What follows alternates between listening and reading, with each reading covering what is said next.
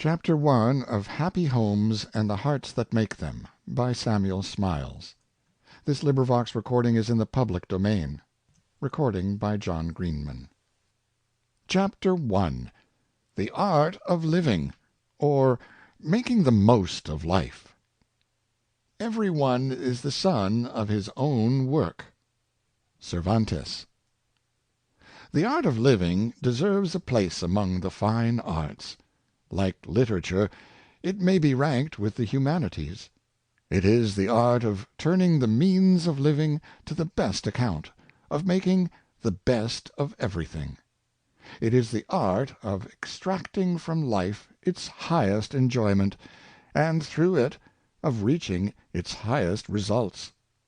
To live happily, the exercise of no small degree of art is required. Like poetry and painting, the art of living comes chiefly by nature, but all can cultivate and develop it. It can be fostered by parents and teachers, and perfected by self-culture. Without intelligence, it cannot exist. Happiness is not, like a large and beautiful gem, so uncommon and rare that all search for it is vain, all efforts to obtain it hopeless.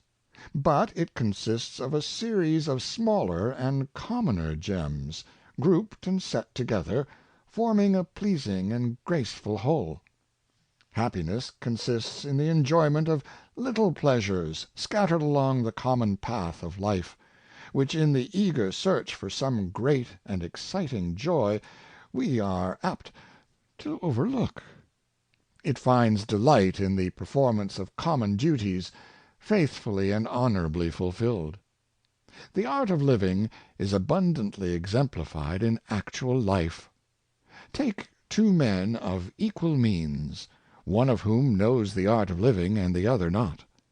The one has the seeing eye and the intelligent mind. Nature is ever new to him, and full of beauty. He can live in the present, rehearse the past, or anticipate the glory of the future.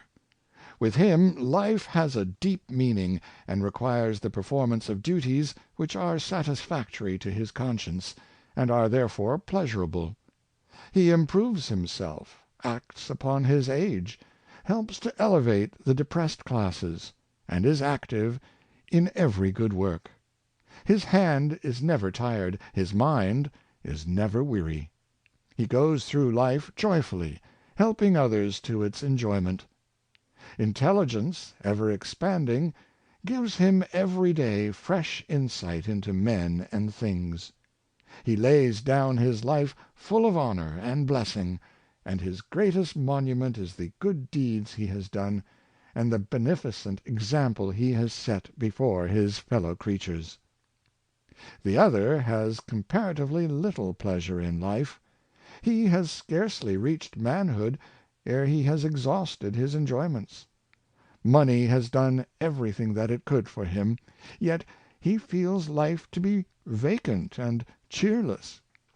Traveling does him no good, because for him history has no meaning. He is only alive to the impositions of innkeepers and couriers, and the disagreeableness of traveling for days amidst great mountains, among peasants and sheep, cramped up in a carriage. Picture galleries he feels to be a bore, and he looks into them because other people do. When he grows old, and has run the round of fashionable dissipations, and there is nothing left which he can relish, life becomes a masquerade, in which he recognizes only knaves, hypocrites, and flatterers. Though he does not enjoy life, yet he is terrified to leave it. Then the curtain falls.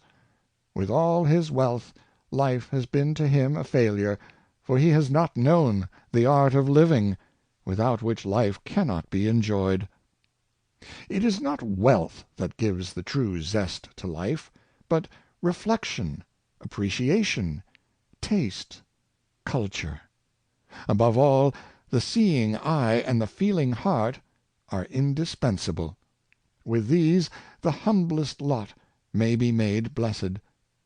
Labor and toil may be associated with the highest thoughts and the purest tastes. The lot of labor may thus become elevated and ennobled. Montaigne observes that all moral philosophy is as applicable to a vulgar and private life as to the most splendid. Every man carries the entire form of the human condition within him. Even in material comfort, good taste is the real economist, as well as an enhancer of joy. Scarcely have you passed the doorstep of your friend's house when you can detect whether taste presides within it or not. There is an air of neatness, order, arrangement, grace, and refinement that gives a thrill of pleasure, though you cannot define it or explain how it is. There is a flower in the window, or a picture against the wall, that marks the home of taste. A bird sings at the window-sill, books lie about, and the furniture, though common, is tidy, suitable, and, it may be, even elegant. The art of living extends to all the economies of the household. It selects wholesome food and serves it with taste. There is no profusion. The fare may be very humble, but it has a savor about it. Everything is so clean and neat. The water so sparkles in the glass that you do not desire richer viands or a more exciting beverage. Look into another house, and you will see profusion enough without either taste or order. The expenditure is larger, and yet you do not feel at home there. The atmosphere seems to be full of discomfort. Books, hats, shawls, and stockings in course of repair are strewed about. 2 or 3 chairs are loaded with goods. The rooms are in confusion. No matter how much money is spent, it does not mend matters. Taste is wanting, for the manager of the household has not yet learned the art of living. You see the same contrast in cottage life. The lot of poverty is sweetened by taste. It selects the healthiest, most open neighborhood, where the air is pure and the streets are clean. You see at a glance, by the sanded doorstep and the window panes without a speck, perhaps blooming roses or geraniums shining through them, that the tenant within, however poor, knows the art of making the best of his lot. How different from the foul cottage dwellings you see elsewhere, with the dirty children playing in the gutters, the slattern-like women lounging by the doorstep, and the air of sullen poverty that seems to pervade the place. And yet the weekly income in the former home may be no greater, perhaps even less, than in the other. How is it that of 2 men working in the same field or in the same shop, one is merry as a lark, always cheerful, well clad, and as clean as his work will allow him to be, comes out on Sunday mornings in his best suit to go to church with his family, is never without a penny in his purse, and has something besides in the savings bank, is a reader of books and a subscriber to a newspaper, besides taking in some literary journal for family reading, while the other man, with equal or even superior weekly wages, comes to work in the mornings sour and sad, is always full of grumbling, is badly clad and badly shod, is never seen out of his house on Sundays till about midday, when he appears in his shirt-sleeves, his face unwashed, his hair unkempt, his eyes bleared and bloodshot, his children left to run about the gutters, with no one apparently to care for them, is always at his last coin, except on Saturday night, and then he has a long score of borrowings to repay, belongs to no club, has nothing saved, but lives literally from hand to mouth, reads none, thinks none, but only toils, eats, drinks, and sleeps.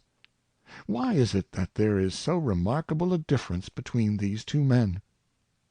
Simply for this reason, that the one has the intelligence and the art to extract joy and happiness from life, to be happy himself, and to make those about him happy, whereas the other has not cultivated his intelligence, and knows nothing whatever of the art of either making himself or his family happy.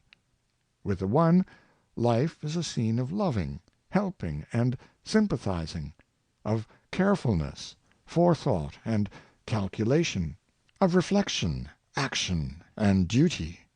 With the other it is only a rough scramble for meat and drink.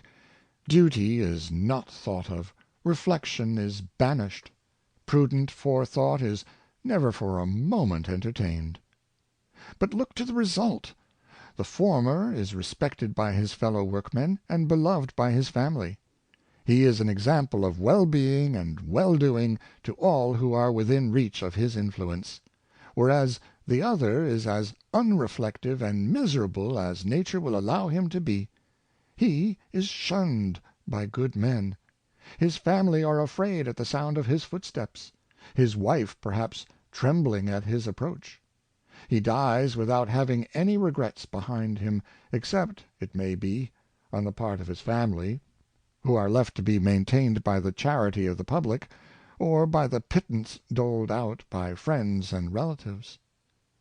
For these reasons it is worth every man's while to study the important art of living happily. Even the poorest man may by this means extract an increased amount of joy and blessing from life. The world need not be a vale of tears, unless we ourselves will it to be so. We have the command, to a great extent, over our own lot. At all events, our mind is our own possession. We can cherish happy thoughts there. We can regulate and control our tempers and dispositions to a considerable extent. We can educate ourselves, and bring out the better part of our nature, which in most men is allowed to sleep a deep sleep.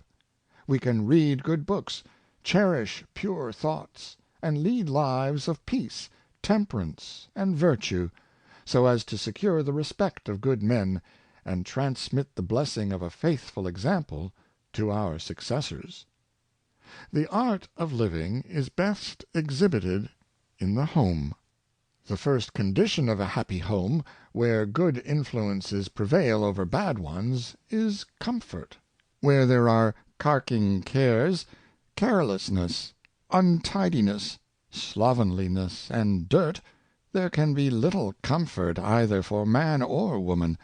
The husband who has been working all day expects to have something as a compensation for his toil.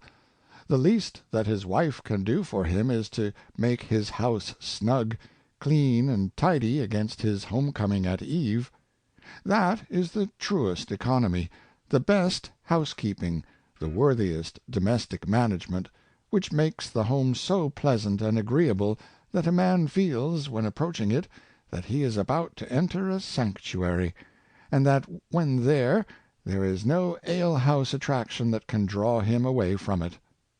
We are not satisfied merely with a home; it must be comfortable. The most wretched, indeed, are those who have no homes, the homeless. But not less wretched are those whose homes are without comfort, those of whom Charles Lamb once said, "The homes of the very poor are no homes." It is comfort, then, that is the soul of the home, its essential principle, its vital element. Comfort does not merely mean warmth, good furniture, good eating and drinking. It means something higher than this. It means cleanliness, pure air, order, frugality; in a word, house-thrift and domestic government. Comfort is the soil in which the human being grows, not only physically, but morally. Comfort lies, indeed, at the root of many virtues. Wealth is not necessary for comfort. Luxury requires wealth, but not comfort. A poor man's home, moderately supplied with the necessaries of life, presided over by a cleanly, frugal housewife, may contain all the elements of comfortable living. Want of comfort is for the most part caused, not so much by the absence of sufficient means, as by the absence of the requisite knowledge of domestic management. Comfort, it must be admitted, is in a great measure relative. What is comfort to one man would be misery to another. Even the commonest mechanic of this day would consider it miserable to live after the style of the nobles a few centuries ago, to sleep on straw beds, and live in rooms littered with rushes. William the Conqueror had neither a shirt to his back nor a pane of glass to his windows. Queen Elizabeth was one of the first to wear stockings. All the queens before her were stockingless. Comfort depends as much on persons as on things. It is out of the character and temper of those who govern homes that the feeling of comfort arises, much more than out of handsome furniture, heated rooms, or household luxuries and conveniences. Comfortable people are kindly tempered. Good temper may be set down as an invariable condition of comfort. There must be peace, mutual forbearance, mutual help, and disposition to make the best of everything. Better is a dinner of herbs where love is, than a stalled ox and hatred therewith. Comfortable people are persons of common sense, discretion, prudence, and economy. They have a natural affinity for honesty and justice, goodness and truth. They do not run into debt, for that is a species of dishonesty. They live within their means, and lay by something for a rainy day. They provide for the things of their own household, yet they are not wanting in hospitality and benevolence on fitting occasions. And what they do is done without ostentation.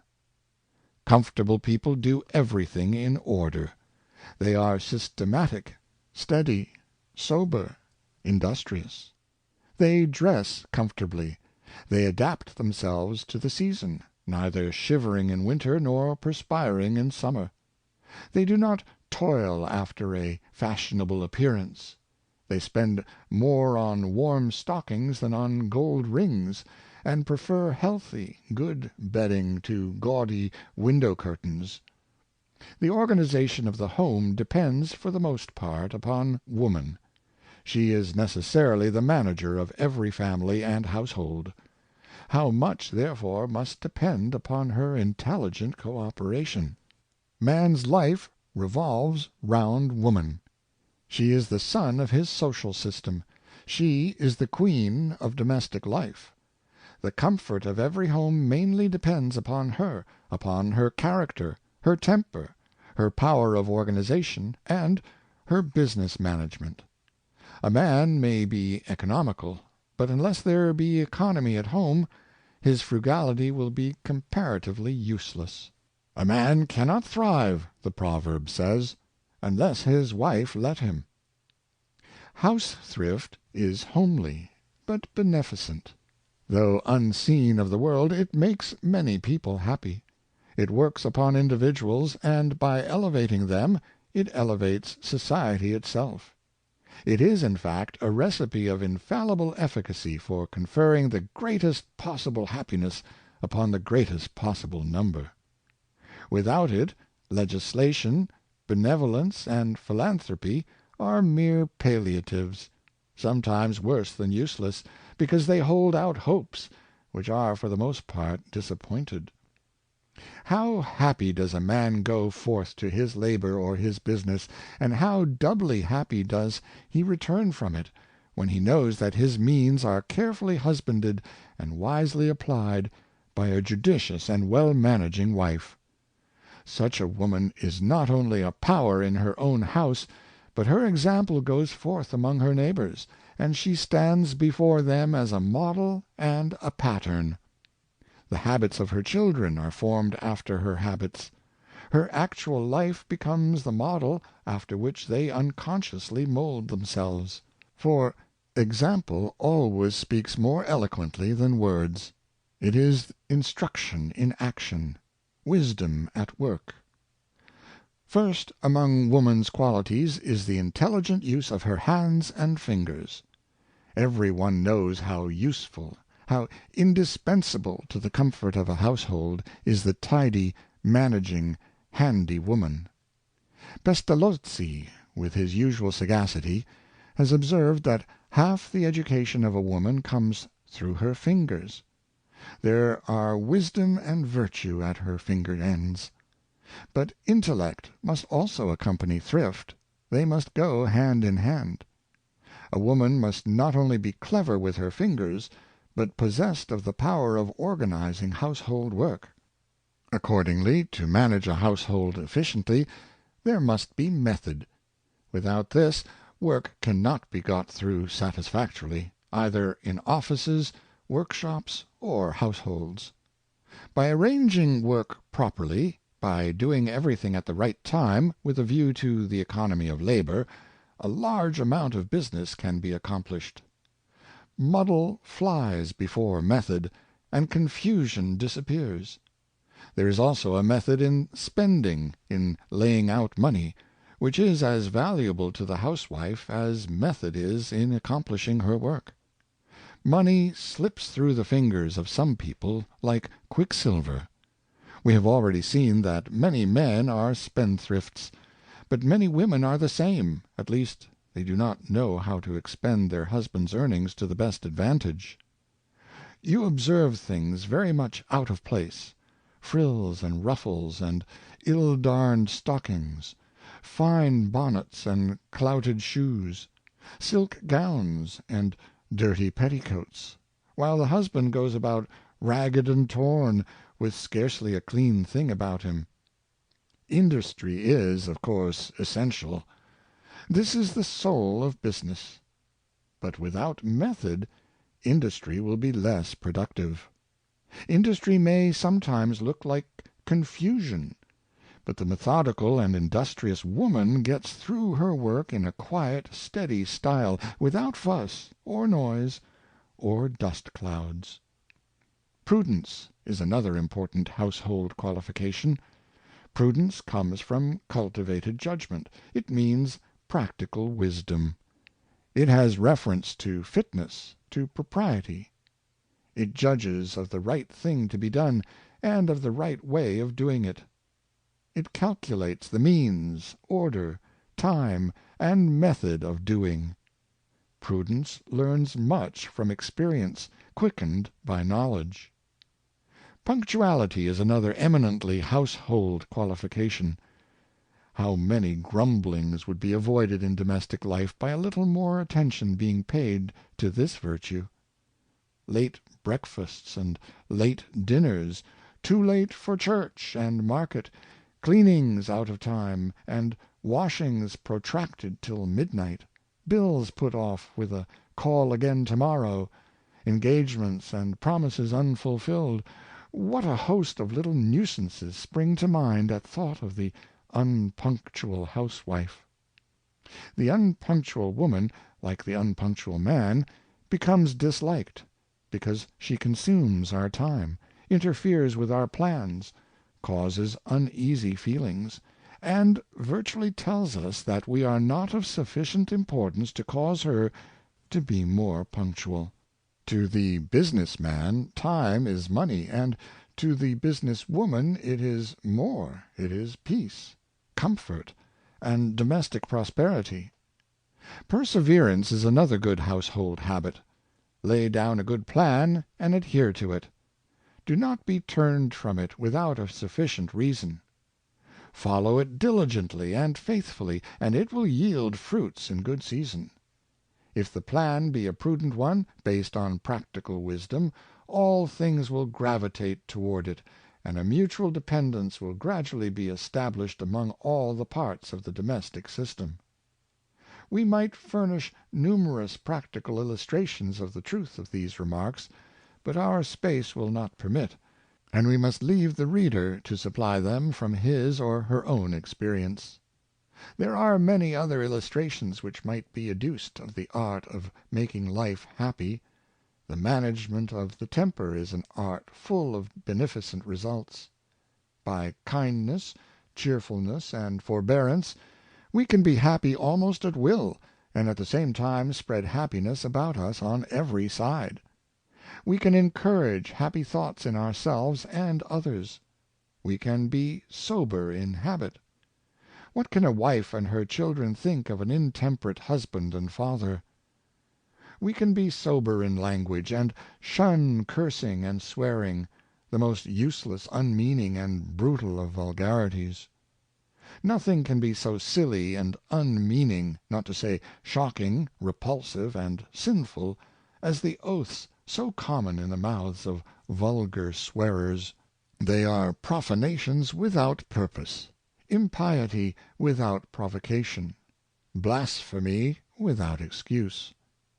This leads us to remark, in passing, that in this country we are not sufficiently instructed in the art of good manners.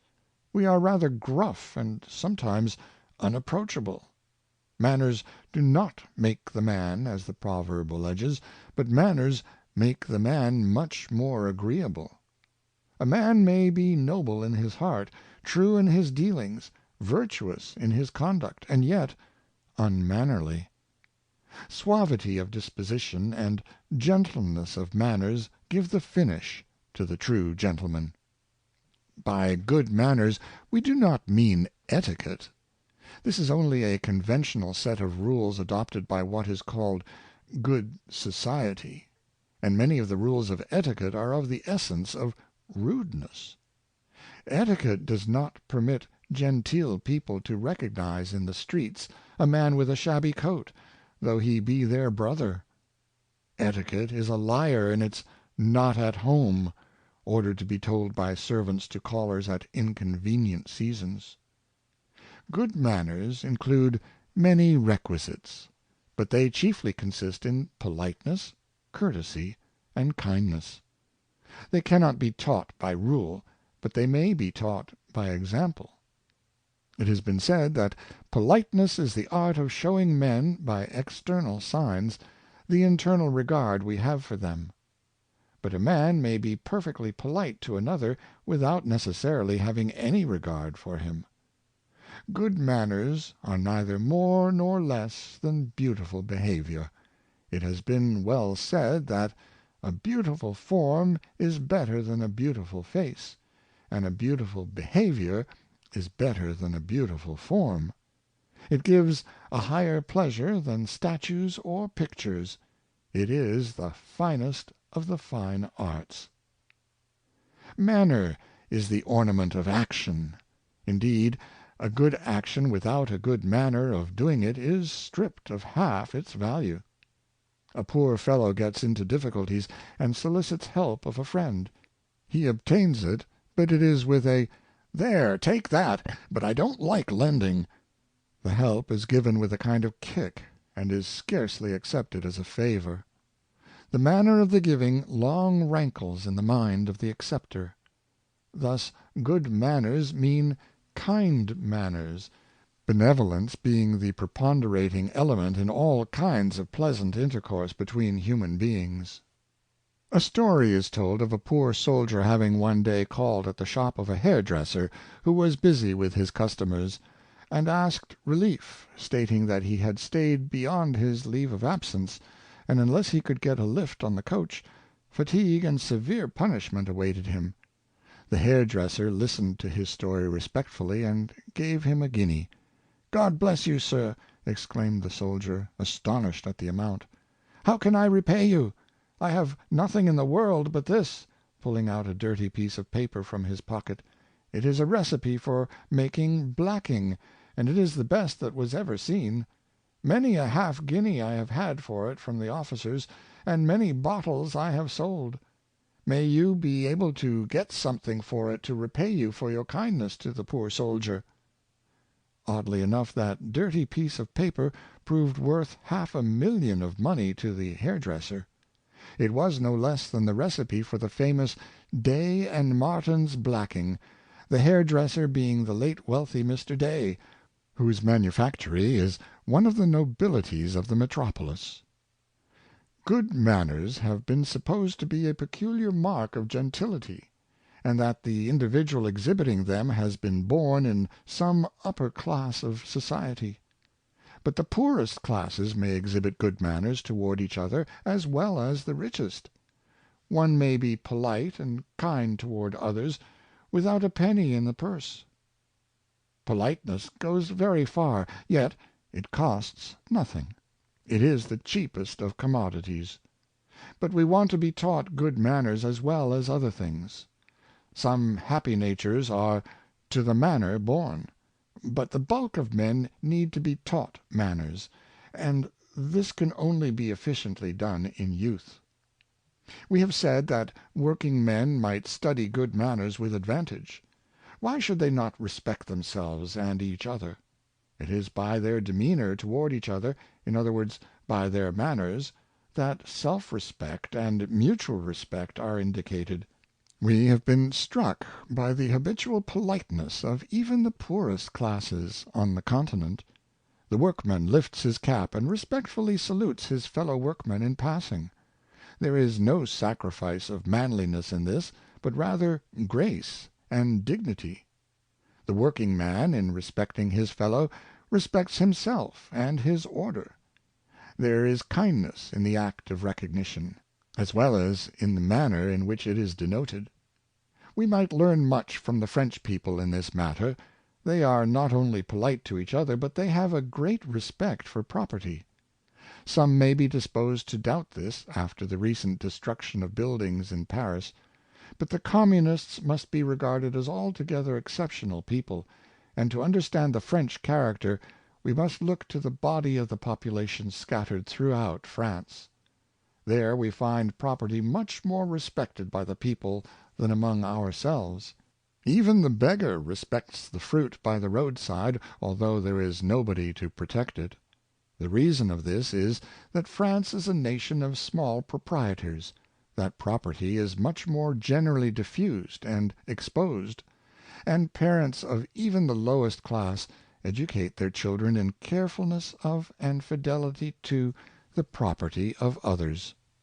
This respect for property is also accompanied with respect for the feelings of others, which constitutes what is called good manners. This is carefully inculcated in the children of all ranks in France. They are very rarely rude. They are civil to strangers. They are civil to each other. Mr. Lang, in his Notes of a Traveler, makes these remarks: "This reference to the feelings of others in all that we do is a moral habit of great value when it is generally diffused, and enters into the home training of every family. It is an education both of the parent and child in morals, carried on through the medium of external manners." It is a fine distinction of the French national character and of social economy, that practical morality is more generally taught through manners among and by the people themselves than in any country in Europe. The same kindly feeling might be observed throughout the entire social intercourse of working men with each other. There is not a moment in their lives in which the opportunity does not occur for exhibiting good manners, in the workshop, in the street, and at home. Provided there be a wish to please others by kind looks and ways, the habit of combining good manners with every action will soon be formed. It is not merely the pleasure of a man gives to others by being kind to them. He receives tenfold more pleasure himself.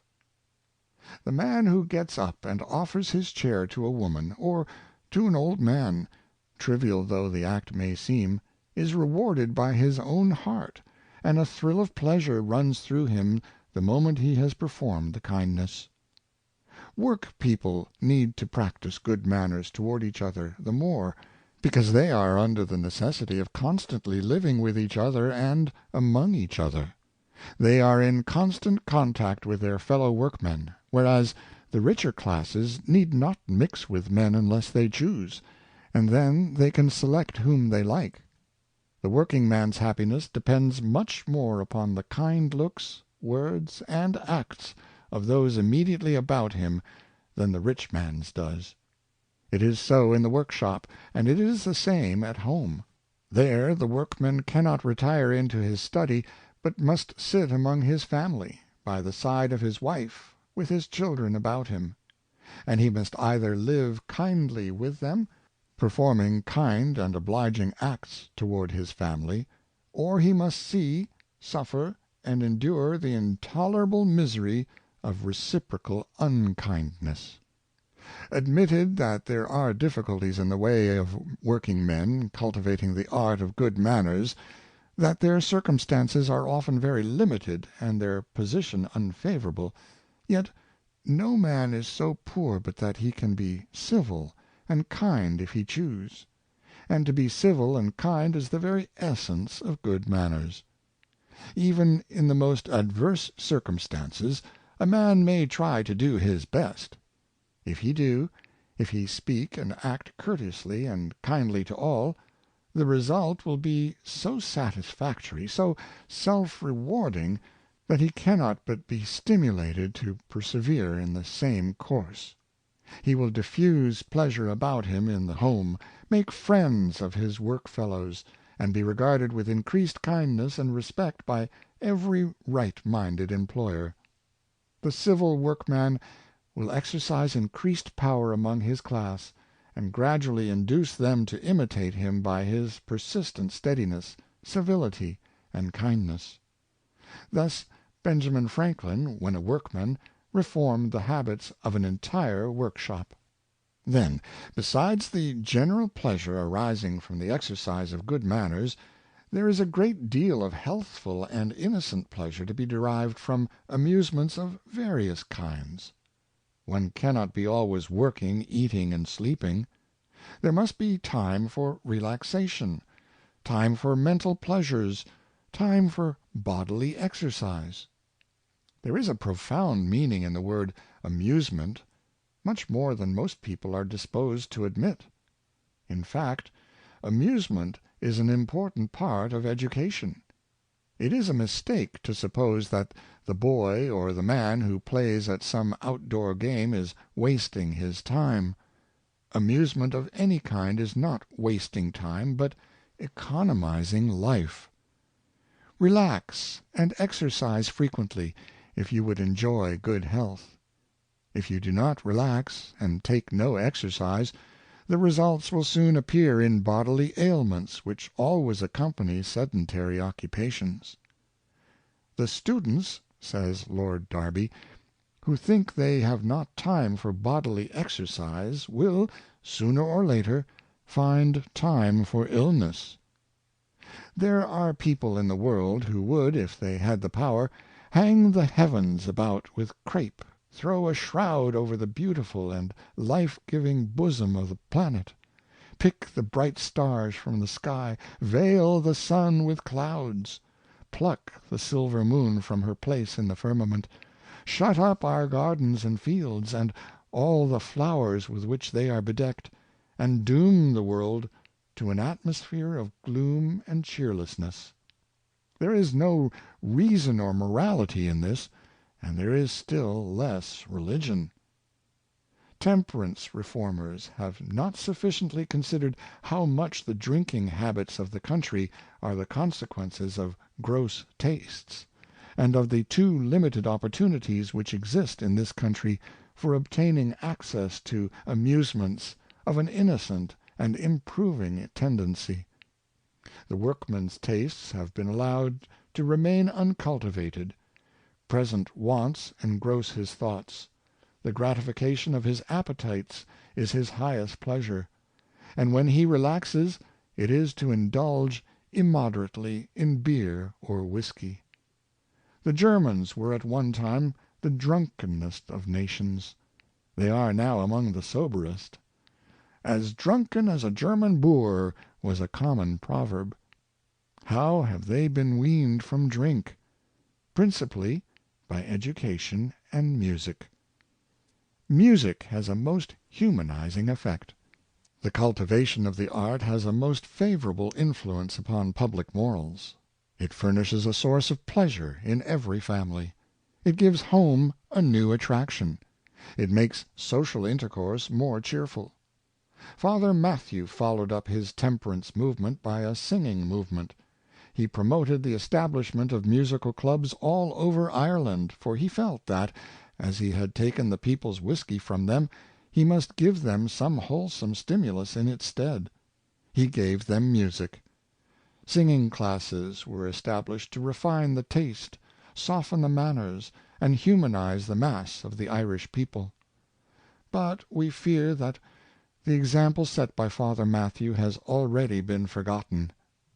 "What a fullness of enjoyment," says Channing, "has our Creator placed within our reach, by surrounding us with an atmosphere which may be shaped into sweet sounds. And yet this goodness is almost lost upon us, through want of culture of the organ by which this provision is to be enjoyed." How much would the general cultivation of the gift of music improve us as a people! Children ought to learn it in schools, as they do in Germany. The voice of music would then be heard in every household. Our old English glees would no longer be forgotten. Men and women might sing in the intervals of their work, as the Germans do in going to and coming from their work. The work would not be worse done, because it was done amidst music and cheerfulness. The breath of society would be sweetened, and pleasure would be linked with labor. Why not have some elegance in even the humblest home? We must of course have cleanliness, which is the special elegance of the poor, but why not have pleasant and delightful things to look upon?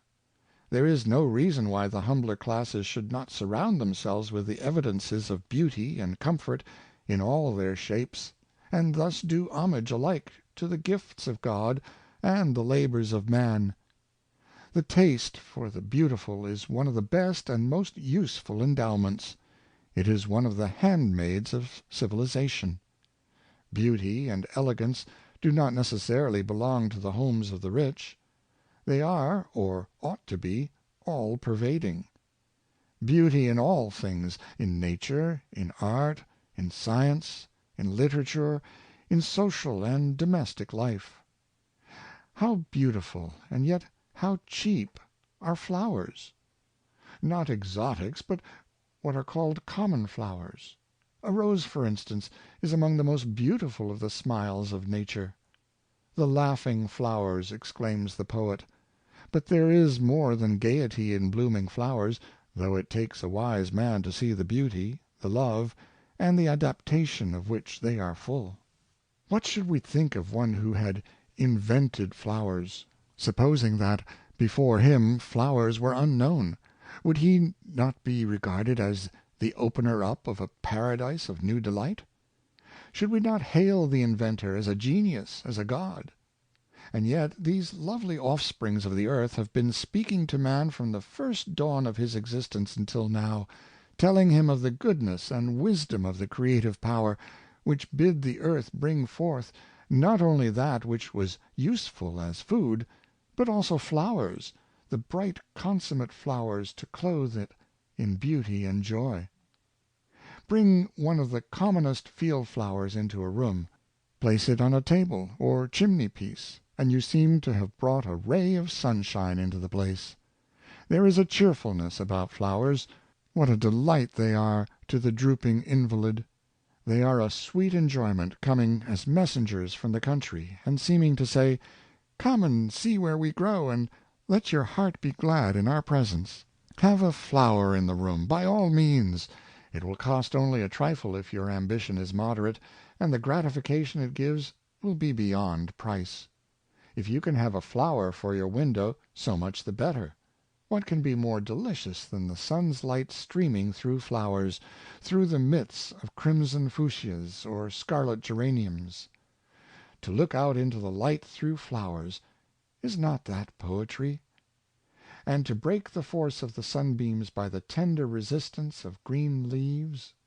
If you can train a nasturtium round the window, or some sweet peas, then you will have the most beautiful frame you can invent for the picture without, whether it be the busy crowd, or a distant landscape, or trees with their lights and shades, or the changes of the passing clouds.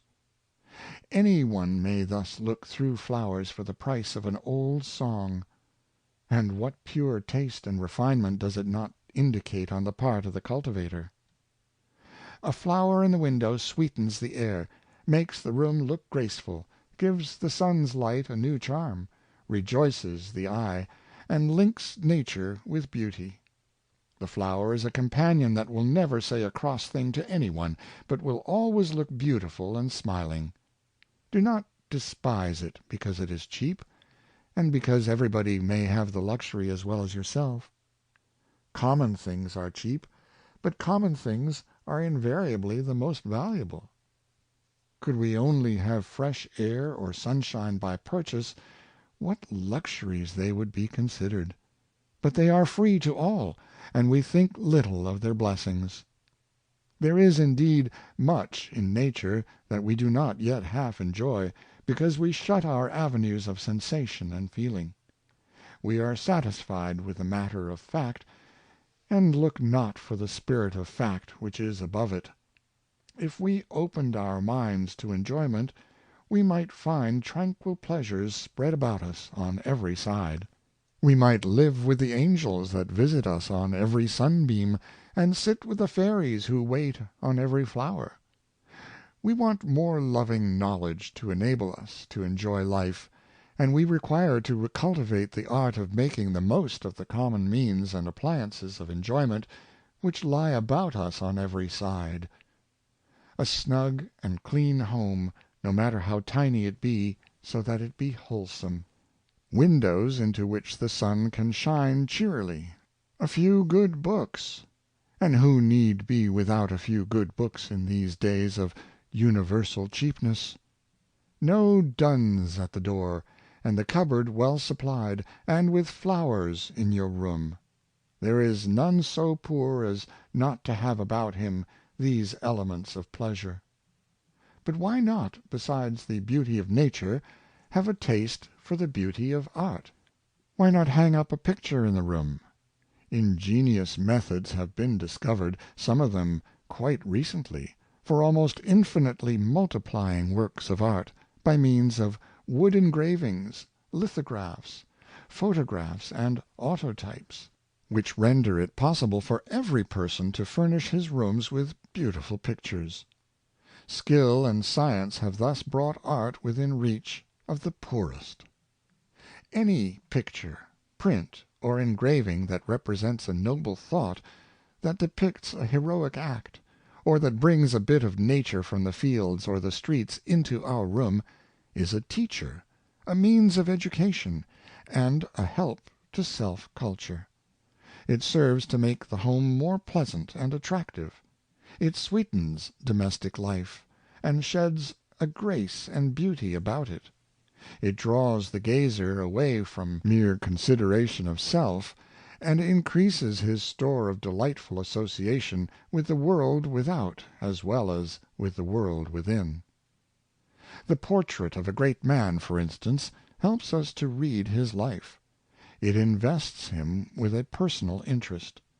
Looking at his features, we feel as if we knew him better, and were more closely related to him. Such a portrait, hung up before us daily at our meals and during our leisure hours, unconsciously serves to lift us up and sustain us. It is a link that in some way binds us to a higher and nobler nature. It is not necessary that a picture should be high-priced in order to be beautiful and good. We have seen things for which hundreds of guineas have been paid that have not 1/100th part of the meaning or beauty that is to be found in Linton's woodcut of Raphael's Madonna, which may be had for 2d. The head reminds one of the observation made by Hazlitt upon a picture, that it seems as if an unhandsome act would be impossible in its presence. It embodies the idea of mother's love, womanly beauty, and earnest piety. As some one said of the picture, it looks as if a bit of heaven were in the room. Picture fanciers pay not so much for the merit as for the age and rarity of their works. The poorest may have the seeing eye for beauty, while the rich man may be blind to it. The cheapest engraving may communicate the sense of beauty to the artisan, while the 1,000-guinea picture may fail to communicate to the millionaire anything, excepting, perhaps, the notion that he has got possession of a work which the means of other people cannot compass. Does the picture give you pleasure on looking at it?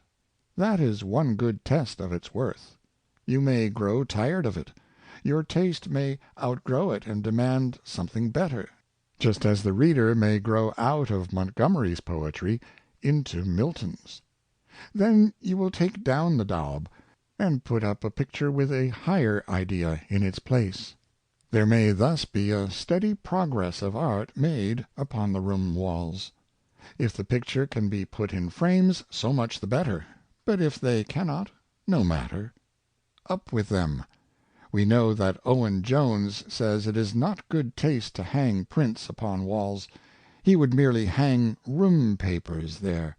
But Owen Jones may not be infallible, and here we think he is wrong. To our eyes a room always looks unfurnished, no matter how costly and numerous the tables, chairs, and ottomans, unless there be pictures upon the walls. It ought to be, and no doubt it is, a great stimulus to artists to know that their works are now distributed in prints and engravings, to decorate and beautify the homes of the people. The woodcutter, the lithographer, and the engraver are the popular interpreters of the great artist. Thus Turner's pictures are not confined to the wealthy possessors of the original works, but may be diffused through all homes by the Millers and Brandards and Wilmots who have engraved them. Thus Landseer finds entrance through woodcuts and mezzotints into every dwelling. Thus Cruikshank preaches temperance, and Ary Scheffer purity and piety. The engraver is the medium by which art in the palace is conveyed into the humblest homes in the kingdom. The art of living may be displayed in many ways. It may be summed up in the words, "Make the best of everything." Nothing is beneath its care, even common and little things it turns to account. It gives a brightness and grace to the home, and invests nature with new charms. Through it we enjoy the rich man's parks and woods as if they were our own. We inhale the common air, and bask under the universal sunshine. We glory in the grass, the passing clouds, and the flowers. We love the common earth, and hear joyful voices through all nature. It extends to every kind of social intercourse. It engenders cheerful good will and loving sincerity. By its help we make others happy, and ourselves blessed. We elevate our being and ennoble our lot. We rise above the groveling creatures of earth, and aspire to the infinite. And thus we link time to eternity, where the true art of living has its final consummation. End of Chapter 1. Read by John Greenman.